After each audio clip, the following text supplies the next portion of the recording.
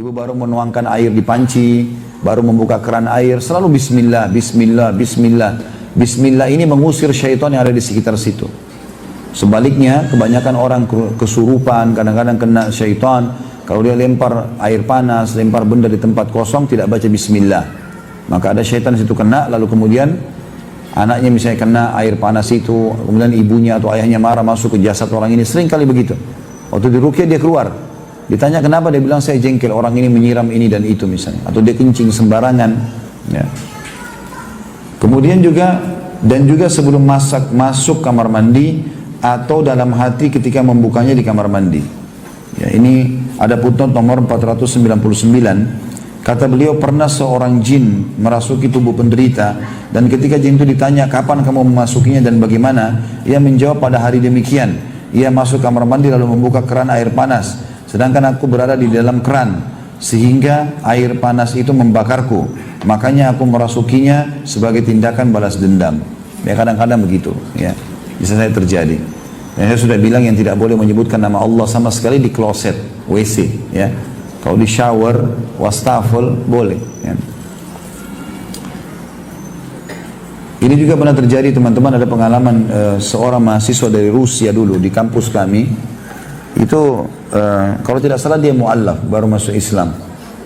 Rupanya setiap azan, kami dulu punya peraturan di kampus, selalu harus sholat di masjid. Dan ada pengawasnya keliling di kamar-kamar gitu. Dia rupanya setiap azan maghrib selalu masuk kamar mandi, dia nggak sholat. Sehingga akhirnya satu waktu dia kesurupan syaitan. Diruqyah sama satu orang syekh, waktu itu ada Syekh Abdullah namanya di kota Madinah. Waktu kesurupan ditanya, kamu ini siapa? Dia bilang, saya syaitan yang masuk ke badan dia. Karena dia setiap maghrib ini selalu masuk kamar mandi dan tidak sholat. Jadi subhanallah, ada saja cara syaitan memasuki orang yang jauh dari jalan Allah subhanahu wa ta'ala. Demikian pula ketika melempar pisau cukur di kolam atau selainnya setelah mencukur. Ya. Ini ada footnote nomor 500 di bawah. Meskipun sudah diketahui adanya larangan mencukur jenggot, karena hal itu menyerupai wanita, Rasulullah SAW telah melaknat dan dilaknat ialah dijauhkan dari rahmat Allah. Laki-laki yang menyerupai wanita dan wanita yang menyerupai laki-laki. Masih banyak lagi hadis dan dalil lainnya menunjukkan dosanya mencukur jenggot itu. Seorang jin masuk ke dalam tubuh penderita, dan ketika ditanya tentang sebab masuknya ke dalam tubuh penderita, ia menjawab, ia mencukur jenggotnya suatu hari. Kemudian melempar pisau cukur ke dalam kolam. Padahal saudaraku duduk di dalam kolam. Maka pisau cukur itu mengenai lehernya dan membunuhnya. Saat itu sepupuku berdiri di kamar mandi. Ketika ia menyaksikan apa yang terjadi, ia datang kepadaku dari Mesir ke Australia dan menyampaikan kepadaku tentang kabar kematian atau tanda kutip terbunuhnya saudaraku. Aku pun pergi untuk membalas laki-laki tersebut.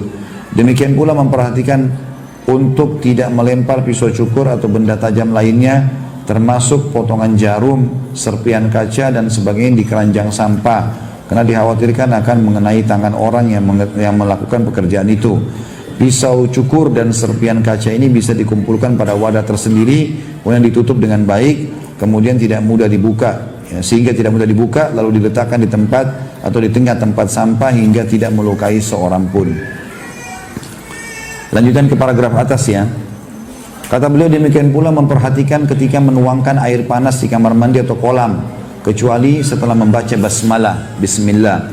Demikian pula ketika seseorang melewati batu besar di jalan, lalu hendak menjatuhkannya dari tengah jalan, maka Anda lihat ia mengangkatnya, lalu melemparnya jauh-jauh tanpa menyebut nama Allah ketika melemparnya, karena dikhawatirkan ia melempar batu tersebut pada salah satu arah jin yang duduk di jalan tanpa mengetahui orang tersebut melempar batu. Jadi kalaupun kita temukan batu, kan sunnahnya memindahkan dari jalan. Tapi jangan main lempar saja ke tempat kosong gitu loh, tanpa baca bismillah. Bismillah ini tadi saya bilang sudah cukup mengusir setan-setan itu, sehingga tidak ada yang kena dengan batu itu. Karena banyak kasus terjadi begitu ya, kena lempar sembarangan, kencing sembarangan, akhirnya kena saudaranya jin itu, anaknya, lalu dia masuk ke badan orang ini. Walaupun tidak lama, beda antara syaitan masuk ke badan seperti ini karena dia marah, dengan orang yang syaitan yang dikirim oleh penyihir itu bisa lebih lama. Ya, kalau yang dikirim oleh penyihir, karena itu harus mengalahkan penyihir, itulah istilahnya ya.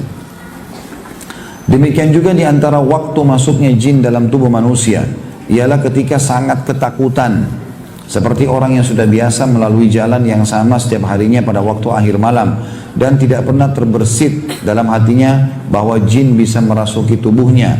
Namun ketika ia mendengar tentang masuknya jin dalam tubuh manusia dan bahwa salah satu tempat jin adalah tempat yang kosong, maka ia pun mulai ketakutan terhadap kerasukan jin. Akhirnya ia pun kerasukan jin. Artinya tidak boleh takut dimanapun kita lewat.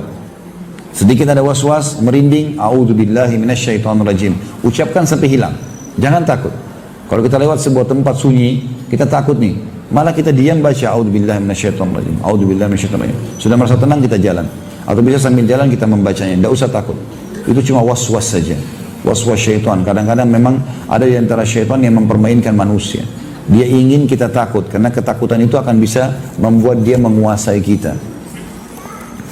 Demikian pula apa yang tersebar di kalangan banyak gadis, yaitu mereka masuk kamar mandi dengan membawa pemutar musik atau mendengarkannya dan menari, mengikuti alunan nadanya di dalam kamar mandi.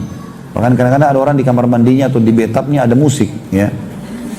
Dia sambil mandi berendam sambil dengar musik, ya. Sebagaimana sudah menjadi ketetapan bahwa alam jin itu seperti alam manusia. Di sana terdapat jin pemuda, remaja, tua, anak-anak dan sebagainya. Ada kalanya jin pemuda atau remaja menyaksikan gadis yang sedang menari dengan telanjang dalam kamar mandi atau di depan cermin. Lalu ia jatuh cinta padanya, lantas merasuki tubuhnya. Demikian pula banyak berdiri di depan cermin, memperhatikan tubuhnya dan bagian-bagian tubuh vitalnya. Itu ada punten nomor 501. Apa yang dikatakan bahwa saudara laki-laki gadis yang tinggal di bawah tanah dan juga pemuda yang saudara perempuannya tinggal di bawah tanah akan cemburu dan sebagainya, maka semua itu adalah kebodohan, kebatilan dan khurafat, tidak benar sama sekali. Jadi kadang-kadang ada orang bilang, oh ini penjaga rumah, oh ini saudaranya ini, ya. Ada orang bahkan menganggap ada saudaranya hewan, ini bersaudara dengan buaya lah, ini bersaudara dengan inilah dan segala macam. Ini tidak pernah ada dalam riwayat manusia masalah itu, ya. Apalagi dalam masalah agama. Maka ini tentu tidak benar, kadang-kadang khurafat.